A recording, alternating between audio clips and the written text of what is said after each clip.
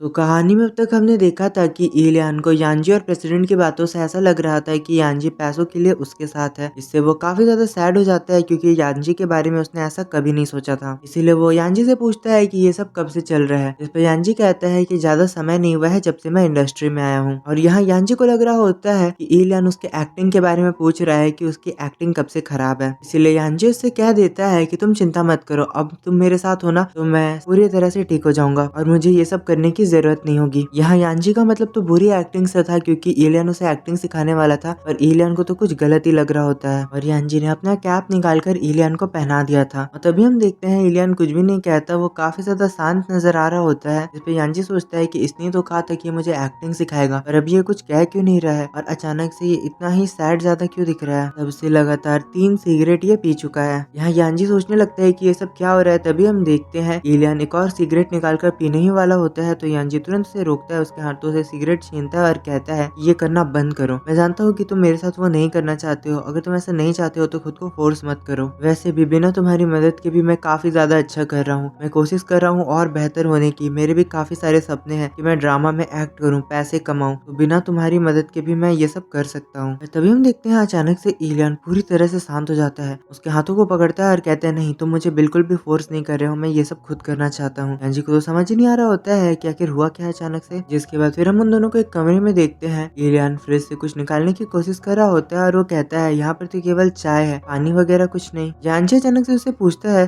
कि तुम इतने सीरियस क्यों नजर आ रहे हो, आखिर हुआ क्या। इसके जवाब में इलियन कहता है कि अब हमारा रिलेशनशिप पहले की तरह थोड़ी ना रहा है और वो शर्माने लगता है। यांजी को पहले तो ये बात नहीं समझ आती, फिर वो सोचने लगता है कि शायद अब हमारी कंपनी चाहती है कि हम रोमांस करें, तो इलियन इसमें भी मेरी मदद करना चाहता है। वो सोच रहा है कि अब हम दोनों साथ में मिलकर काफी अच्छा फैन सर्विस करेंगे। यहाँ यांजी दूसरी बात समझ रहा होता है और इलियन दूसरी। इलियन तुरंत ही कहता है वैसे मैंने पहले ये सब कभी नहीं किया है तो मुझे बिल्कुल नहीं पता है कि मुझे क्या करना चाहिए और क्या नहीं। क्या तुम मुझे बता सकते हो इसके कुछ रूल्स वगैरह है या कुछ चीज मुझे लिख कर रखनी चाहिए। यहाँ यांजी सोचने लगता है कि इलियन अपनी एक्टिंग के बारे में बात कर रहा है कि उसे उस बारे में ज्यादा नहीं पता है पर वो काफी पोलाइट बन रहा है। और यहाँ यांजी एक्टिंग के बारे में सोच रहा होता है तभी अचानक से इलियन उसे पूछ लेता है क्या मुझे तुम्हें एक बॉयफ्रेंड की तरह ट्रीट करना चाहिए। यांजी तो काफी ज्यादा हैरान हो जाता है, फिर हंसते हुए कहने लगता है नहीं नहीं ये काफी ज्यादा जल्दी हो जाएगा, ये बिल्कुल भी जरूरी नहीं है, तुम अब ज्यादा कर रहे हो। वैसे भी अभी हमारे बीच में जो कुछ भी है वो काफी ज्यादा अच्छा है और मेरे लिए काफी है, तुम ऑलरेडी काफी अच्छा कर रहे हो। यांजी सोचने लगता है जिस तरह उसने बॉयफ्रेंड कहा मुझे तो लगा कोई रोबोट कह रहा हो, ये काफी मुश्किल रहा होगा उसके लिए कहना। तभी हम देखते हैं अचानक से जो इलियन होता है वो काफी सैड होकर यांजी की तरफ देखने लगता है और कहता है तो ये सब तुम्हारे लिए काफी है, मेरा बस तुम्हारे साथ रहना काफी है। यहाँ इलियन सोच रहा होता है इस बेचारे को मेरे साथ रहना भी नहीं है। यहाँ इलियन सोचने लगता है कि ये मेरी ही इमेज के बारे में सोच रहा है और मेरे साथ पब्लिकली नहीं जाना चाहता है और उसे यांजी के लिए काफी बुरा लगने लगता है। यांजी तो कंफ्यूज होकर उसकी तरफ देख रहा होता है पर इलियन वो तो अलग ही जोन में जा रहा था, वो तुरंत ही कहता है कोई बात नहीं, मैं और काफी सारी मेहनत करूंगा और बहुत ज्यादा हार्डवर्क करूंगा एक अच्छा इंसान बनने के लिए ताकि मैं तुम्हारे लिए अच्छा हो सकूं। यांजी तो काफी ज्यादा हैरान होकर उसकी तरफ देखने लगता है और वो सोचता है मैंने इस बारे में कभी नहीं सोचा था, हमारे फैंस को तो अब काफी सारी फैन सर्विस देखने को मिलने वाली है, वो लोग तो काफी ज्यादा लकी हैं। जिसके बाद फिर जो इलियन होता है वो काफी ज्यादा शर्माते हुए पूछता है कि वैसे मुझे सच बताओ क्या मैं तुम्हें बॉयफ्रेंड की तरह ट्रीट कर सकता हूँ या नहीं। इस पर तो यांजी काफी ज्यादा कंफ्यूज हो जाता है और वो सोचता है कि ये बार बार ये बॉयफ्रेंड शब्द पर इतना ध्यान क्यों दे रहा है। यांजी उसे देखकर कंफ्यूज हो जाता है और सोचता है कि अब मैं क्या करूँ। फिर वो तुरंत उसे कहता है कि अगर तुम मुझे कहना चाहते हो और या वो ट्रीट करना चाहते हो तो तुम कर सकते हो। यांजी सोचने लगता है कि इस बेचारे को फैन सर्विस बिल्कुल भी देनी नहीं आती है, इसीलिए तो उसे बॉयफ्रेंड ही केवल याद आ रहा है। कोई बात नहीं, मैं कैमरे के सामने ध्यान रखूंगा। और यहाँ इलियन स्माइल करने लगता है। जिसके बाद फिर हम इलियन को देखते हैं जो कि एक फाइल लाकर उसे देता है और कहता है कि मैं तुम्हारी ज्यादा मदद तो नहीं कर पाऊंगा पर ये मेरे आधे साल का अगले आधे साल का शेड्यूल है, इसमें काफी सारी मूवीज और ड्रामा के नाम लिखे हैं जिसे मुझे करना है, अगर तुम्हें कोई पसंद आए तो तुम कह सकते हो, मैं कंपनी को कहूंगा तुम्हें भी उसमें जॉब दिला दे। यहाँ यांजी पहले तो कंफ्यूज हो जाता है, फिर उसकी तरफ देखने लगता है और वो सोचता है आखिर ये करना क्या चाहता है। और जो यहाँ इलियन होता है वो काफी ऑकवर्ड होता है और वो उससे कह रहा होता है क्या तुम्हारे पास पैसे हैं, तुम्हारे पास पैसे नहीं हो तो तुम मुझे बता सकते हो, तुम्हें जो भी खरीदना होगा मैं तुम्हें खरीद कर दे दूंगा। इलियन की बात सुनकर यांजी कंफ्यूज होकर उसकी तरफ देखने लगता है और उससे कहता है आखिर हुआ क्या है, तुम एक बॉयफ्रेंड की जगह एक गॉड फादर की तरह बिहेव कर रहे हो, कोई भी बॉयफ्रेंड अपने बॉयफ्रेंड के लिए इतना नहीं करता है। इस पर इलियन कहता है अगर तुम मुझे वैसे ही देखना चाहते हो तो तुम देख सकते हो। इस पर यांजी कुछ गुस्से में उठता है और कहता है कि नहीं, मैं हूँ तुम्हारा फादर। इस पर एलियन काफी शर्माने लगता है और कहता है तुम्हें इतना ज्यादा भी सोचने की जरूरत नहीं है। फिर हम यांजी को देखते हैं जो कि वैसे ही बैठा रह जाता है, तभी उसे छींक आ जाती है तो एलियन उसकी केयर करने लगता है। यहाँ यांजी काफी ज्यादा घबरा कर उसकी तरफ देखता है तो हम देखते हैं एलियन तुरंत ही उसके ऊपर चादर डाल देता है और कहता है इसे अपने पास ही रखना, मैं तुरंत ही हीटर चला देता हूँ। यहाँ यांजी तुरंत उसके हाथ को पकड़ लेता है और कहता है इसकी कोई जरूरत नहीं है, तुम नेचुरल भी रह सकते हो, हमारे बीच पहले जो कुछ भी था हम वैसा ही बिहेव कर सकते हैं, तुम्हें इतनी भी मेहनत करने की कोई जरूरत नहीं है, अगर तुम इतनी मेहनत करोगे तो लोगों को हमारे बारे में पता चल जाएगा, लोग आसानी से समझ जाएंगे। एलियन कहने लगता है मैंने इस बारे में नहीं सोचा, पर अगर तुम्हें कभी भी किसी चीज की जरूरत हो तो तुम मुझे कभी भी किसी भी टाइम पर बता सकते हो। जिस पे यांजी स्माइल करने लगता है और यांजी सोचने लगता है मुझे किस चीज की जरूरत होगी, तुम्हारे साथ रहना ही काफी है। यहाँ फिर एलियन बात आगे बढ़ाने की कोशिश कर रहा होता है और कहता है तो अब हमें क्या करना चाहिए, क्या तुम कुछ सोच रहे हो। जिस पे यांजी कहता है चलो मुझे एक्टिंग करना सिखाओ, हमने उसे काफी दिनों से टाल रखा है। जिस पे जो एलियन होता है वो कहता है अच्छा ठीक है, तो तुम यही चाहते हो तो यही करते हैं, और यांजी काफी कुछ हो जाता है। और फिर हम देखते हैं कि वो दोनों साथ में एक्टिंग करना या स्क्रिप्ट पढ़ना स्टार्ट कर देते हैं। यहाँ यांजी अब पहले से काफी ज्यादा बेहतर एक्टिंग कर रहा था और जहाँ भी वो रुकता वहाँ पर एलियन आकर उसे समझाने लगता। यहाँ फिर हम यांजी को देखते हैं जो कि अब काफी बेहतर करने लगा था। जिसके बाद फिर हम उन दोनों को शांति से बैठा हुआ पाते हैं। एलियन उससे कहता है कि तुम तो काफी जल्दी सीख रहे हो, इस तरह अगर तुम सीखते रहे तो इस साल के एंड होते तक तो तुम खुद ही एक्टिंग में मास्टर बन जाओगे। इसके बाद तुम्हें अपने सपने को पूरा करने के लिए किसी भी दूसरे के ऊपर डिपेंडेंट होने की जरूरत नहीं होगी, तुम्हें किसी की कोई मदद नहीं लेनी होगी, तुम खुद ही अपने सपनों को पूरा कर पाओगे। इस पर यांजी तुरंत ही कहता है तुम मेरे लिए कोई दूसरे नहीं हो। इससे एलियन काफी शांत हो जाता है और कहता है ठीक है।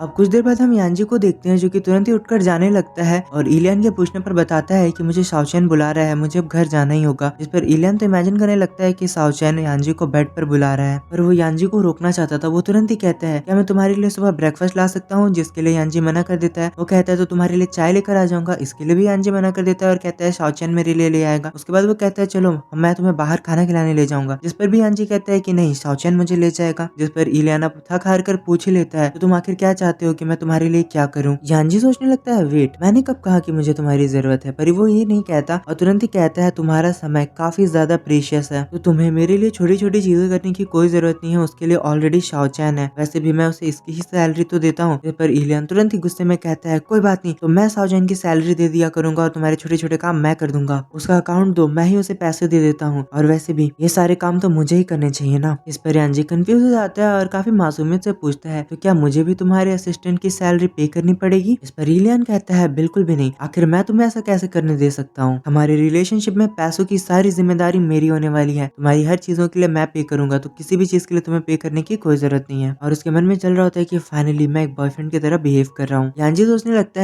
है एलियन बॉयफ्रेंड वाले रोल में काफी ज्यादा घुस चुका है, तो मुझे भी उसके साथ कोऑपरेट करना चाहिए। यहाँ यांजी कहता है कि मैं कोई भी चीज इस तरह फ्री में तो नहीं ले सकता, वैसे भी मैं तुम्हारे उद्देश्य को समझ चुका हूँ, तुम्हारा इंटेंशन जाहिर है जिसे मैं अप्रिशिएट करता हूँ, तो चलो ऐसा करते हैं, अगर तुम्हें शाओचैन की सैलरी पे करनी है तो तुम मुझे अपने असिस्टेंट का नंबर बता दो, उसकी सैलरी मैं पे कर दूंगा। वैसे उसकी सैलरी कितनी है। जिस पर एलियन बताता है कि उतना ही जितना तुम शाओचैन को देते हो। जहाँ हम देखते हैं जो यांजी होता है वो तुरंत ही एलियन के असिस्टेंट को उसकी सैलरी पे कर देता है, जहाँ पर जो एलियन की असिस्टेंट होती है वो तुरंत ही यांजी को बॉस लेडी बुलाने लगती है, यानी कि एलियन की वाइफ कहकर बुलाने लगती है, जिससे यांजी काफी ज्यादा शर्मा जाता है और कहता है मैं और बॉस लेडी। जिस पर जो एलियन होता है वो भी काफी ज्यादा स्माइल कर रहा होता है और वो कहता है कि अभी उसे समझाने की कोई जरूरत नहीं है, मुझे पता है वो गलत समझ रही है, पर कोई बात नहीं। पर यांजी तो नाराज हो चुका होता है और वो कहता है कि तुम स्माइल क्या कर रहे हो, मैं कोई तुम्हारी वाइफ नहीं हूँ, उसे समझाओ। और जो एलियन होता है वो कहता है कि तुम चिंता मत करो, अगर हमारे बीच में कुछ भी होता है या फिर सिचुएशन कैसी भी होती है, मेरी असिस्टेंट हमारी मदद करेगी, तो उसे खुद को वैसे ही ट्रीट करने दो जैसा वो करना चाह रही है, आज से तुम उसकी बॉस लेडी हो। यहाँ यांजी सोचने लगता है कि इसे खुद को बॉयफ्रेंड कहने में तो काफी ज्यादा दिक्कत हो रही थी, अब जब मुझे इसकी वाइफ कहा गया है तो ये कितनी आसानी से मुझे अपनी वाइफ या बॉस लेडी कह पा रहा है, आखिर ऐसा क्यों है। यांजी तुरंत ही अपना चादर उसके ऊपर फेंकता है और कहता है आखिर मैं तुम्हारी वाइफ क्यों हूँ, तुरंत ही उसे कहो कि चेंज करे, इसे चेंज करे। इस पर एलियन भी हंसने लगता है और वो तुरंत ही कहता है अच्छा ठीक है वो चेंज कर देगी, कोई दिक्कत नहीं है, ये कोई बड़ी बात नहीं है। यहाँ जो असिस्टेंट होती है वो तुरंत ही नेम को चेंज कर देती है और कहती है माफ करना, मैंने आपको बॉस लेडी कहा, अब से तो मैं आपको अपनी भाभी कहूंगी। इससे तो यांजी और भी ज्यादा गुस्सा हो जाता है और चेयर वगैरह फेंकने लगता है अपने इमेजिनेशन में। यांजी तुरंत ही एलियन के बालों को रब करने लगता है और कहता है एलियन तुम जानबूझकर ऐसा कर रहे हो ना, तुम अपने लोगों को मुझे परेशान करने को कह रहे हो ना, कोई बात नहीं, मैं भी साओचैन को कहूंगा तुम्हें काफी ज्यादा परेशान करने। और तभी यांजी को याद आता है कि उसने साओचैन से तो बात ही नहीं की। वो तुरंत ही इलियान को छोड़कर साओचैन को मैसेज करने चला जाता है। वो तुरंत ही साओचैन को मैसेज कर देता है कि सुनो, अगली बार से तुम्हारी सैलरी इलियान भेजने वाला है। इस पर जो साओचैन होता है वो कहता है अच्छा मैं समझ गया। तुम्हें नहीं लगता तुम्हारा रिश्ता काफी जल्दी डेवलप हो रहा है यान? तुम तो काफी ज्यादा इंप्रेसिव हो। तुम मेरे ब्रदर इन लॉ को यानी जीजा जी को थैंक यू कह देना। इसे तो यांची काफी गुस्सा हो जाता है कि इलियान की असिस्टेंट उसे भी भाभी कह रही है और यहाँ पर उसका जो असिस्टेंट है वो इलियान को जीजा कह रहा है। मतलब at the end of the day मैं ही लड़की हूँ, यानी ये लोग मुझे ही बॉटम बना रहे हैं। और वो गुस्से में साओचैन को तुरंत ही ब्लॉक कर देता है। तो यहीं पे आज का ये चैप्टर खत्म हो जाता है। आई होप गाइस सबको मजा आया होगा। और हाँ, मुझे जरूर बताना है कि आपको सिस्टर इन लॉ और बॉस लेडी में से कौन सा नाम ज्यादा पसंद आया। मिलते हैं अगले चैप्टर के साथ। Thank you for watching. Good bye.